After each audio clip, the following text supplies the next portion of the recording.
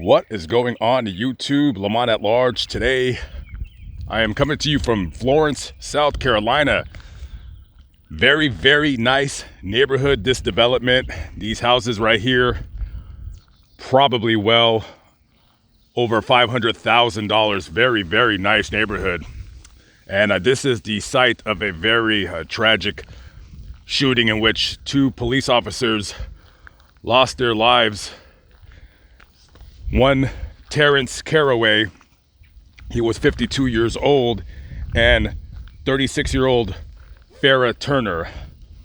Officer Carraway, he worked for the Florence City Police Department, and Officer Turner, she worked for the Florence County Sheriff's Office. So on October 3rd of 2018, a warrant was being served for one Seth Hopkins.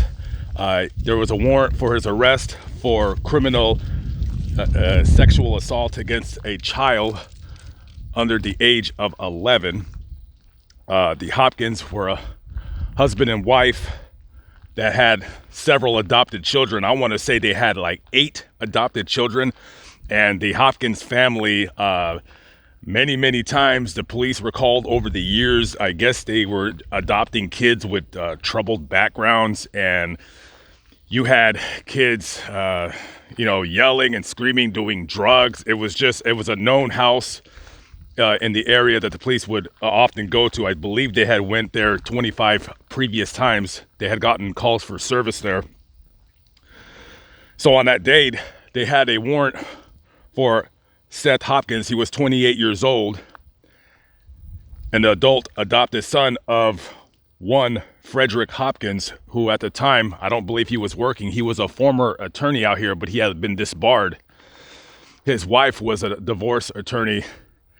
And as the officers approached the home around 4:30 p.m. or so to serve the search warrant, out of nowhere, just multiple gunshots start being fired from the house.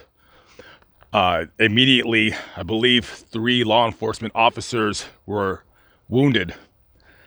And just, they estimated during this shooting, because I believe he barricaded himself, Frederick Hopkins did, in his home for about 2 hours. And they estimate during the gun battle, about 400 shots were fired. There was no rhyme or reason why he did this. He just started shooting. That was it. And they estimated 400 shots came out of that house. 6 officers were wounded.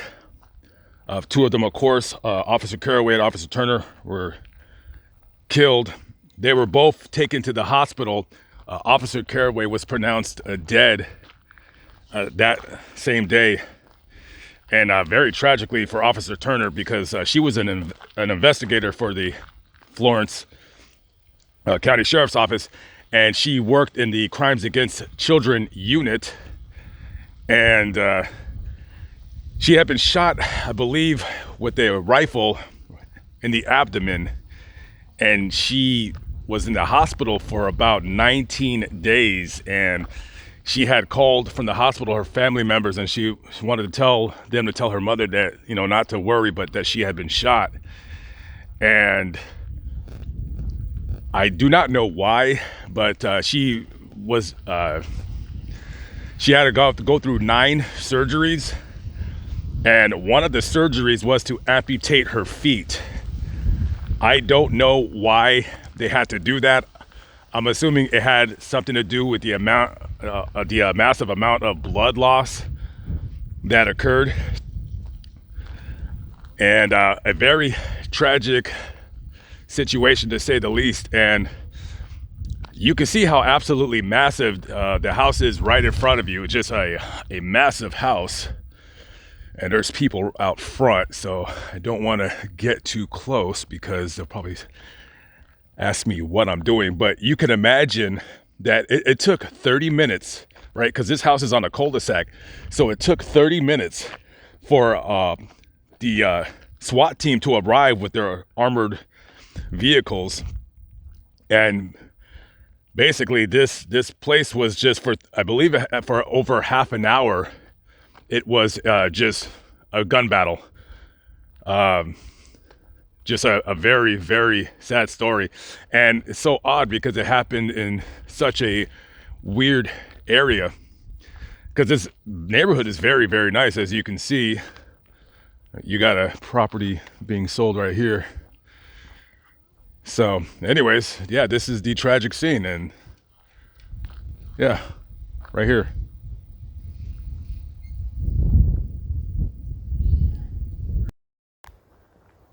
As I was getting closer to their house, I was looking at the kids that were outside of there. There was two black kids. There was a white younger girl, probably about 12 years old, and there was a older kid, about 18. So I was wondering if those were, some of the adopted kids of the family. I have no idea. The house, after the shooting, was boarded up for a while, but there's no law that says that you lose your house all because your husband is insane. So I don't know if the family still lives in that house. I have no idea. But just me being near that house, I started talking to the older kid, because I just started making conversation just to, he was probably wondering why I'm filming. And I just got like a weird vibe from those kids. I'm not saying they were bad or anything. It just, I don't know, they were dressed a little odd, and I don't know. I wouldn't be surprised if that's the same family and they just kind of adopt kids as just a way to make money. But you could tell their property looks, they got a massive property right there, and you can tell that their property is not very well kept, and it looks different from all the other houses just because it's a lot bigger. They got a huge piece of land. Actually, they're selling the land that they own right next door to that house. That's what the kid told me. And he said his uncle was selling it. And I find that kind of curious. Currently, right now, Frederick Hopkins, who was arrested on that day and charged with 1 count of first-degree murder and 7 counts of attempted murder. After Officer Turner died, the charge was changed to 2 counts of first-degree murder and 6 counts of attempted murder. Currently, the prosecuting office is seeking the death penalty against Frederick Hopkins, and this case is still going on right now as we speak. Seth Hopkins ended up pleading guilty to 1 count of criminal sexual assault. He ended up getting a 20-year prison sentence. He was molesting his adopted sisters. Sick bastard. And it never ceases to amaze me how every time I read these creepy stories, the guy always looks like the type of guy to do that. It just absolutely amazing, to say the least. And I'm just guessing, maybe this is a theory, I could be very well wrong, but maybe they're selling the property to hire an attorney to defend this guy, which, listen, there's no doubt about this guy committing the crime, killing those 2 officers. And right now, he's either 76 or 77 years old. Why would you want to hire an attorney to defend this clown? Because even if he gets the death penalty, who cares? By the time all of his appeals go through, he's going to be long dead of old age. So, I don't know, but I wish I could have got more video or maybe interviewed those kids to see what their story was. I have absolutely no idea. But so maybe they're selling their parts of their parcel of land to pay for attorney's fees for this double murdering weirdo. Have no idea. But anyway, so we're going to make a stop at the cemetery down the way right here.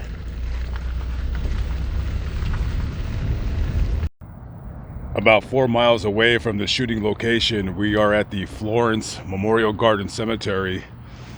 And this mausoleum holds the final resting place for Mr. Carraway, and he is at the end of this mausoleum.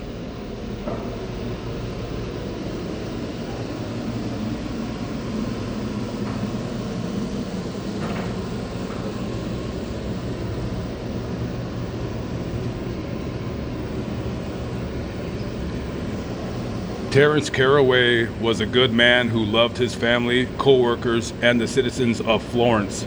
Arresting a person was not his mission. Helping the person to see their wrongdoing was his mission.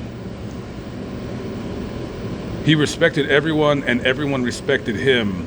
He was a clown too, LOL. If you were having a bad day, he would say or do something to make you laugh. I know all of this because I had the pleasure of riding with him for a week while my training officer was on vacation. He showed me what community policing was all about. He said, get out of your car and get to know the people so they won't think you're here just to arrest or harass them. And be kind, because you never know, one of those citizens may save you from getting beat up or jumped. Terrence was always himself, in uniform or not, and that's what made him special. What you saw is what you got. He is missed, but we will never forget him. Final call. Farewell, my brother. I was looking up online in an interview, one of the, I believe, investigators that worked or knew him said that he was a kind of police officer that if he arrested you, you would still like him just because, you know, he's doing his job, you know? Rest in peace to Officer Carraway.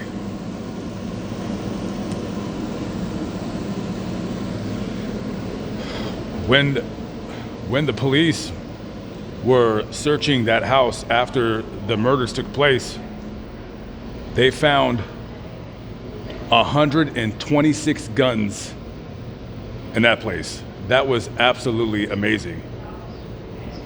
This guy, this Hopkins clown, was definitely a troublemaker through and through. You can only imagine when you have a daughter and she chooses law enforcement as a career path. You're always going to worry about her. You would always worry about your son too, but it's different. I am imagining having a daughter that has a dangerous job, such as being a deputy sheriff. Farrah, or Maxine to her friends and family, wanted to be in law enforcement ever since she was young, a younger kid. And her love for her job, but also for helping people, victims of domestic violence, and especially when it came to crimes against children. And she was going to that house to get a piece of filth that was hurting people and ruining people's lives out of that house. And that scumbag making her suffer all those surgeries, all that pain. I don't even know if she was awake or aware of what they had to do to try to save her life. This is the grave of Maxine Turner. Investigator, Florence County Sheriff's Office, beloved daughter, sister, and aunt.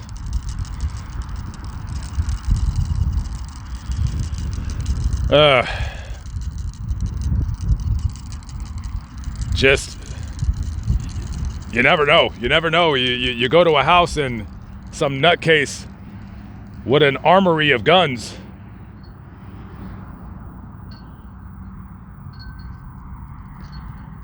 just start shooting you, and the officers conducting that search warrant, they didn't know what was going to happen. I mean, they knew he was a problem, and they knew that there was a bunch of guns in the house because he had reported a robbery before where one of his weirdo adopted kids stole some guns from him. But you can't imagine, as an officer, you're going to a house thinking that this guy's going to start just opening fire, especially if they knew that he was a former attorney. It's just insane. Insanity. Anyways, rest in peace to both those officers.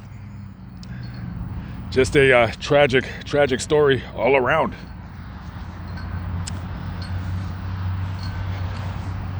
Okay, guys, I'm hitting the road. Lamont at large. I'm signing out. Catch up with y'all later. Peace.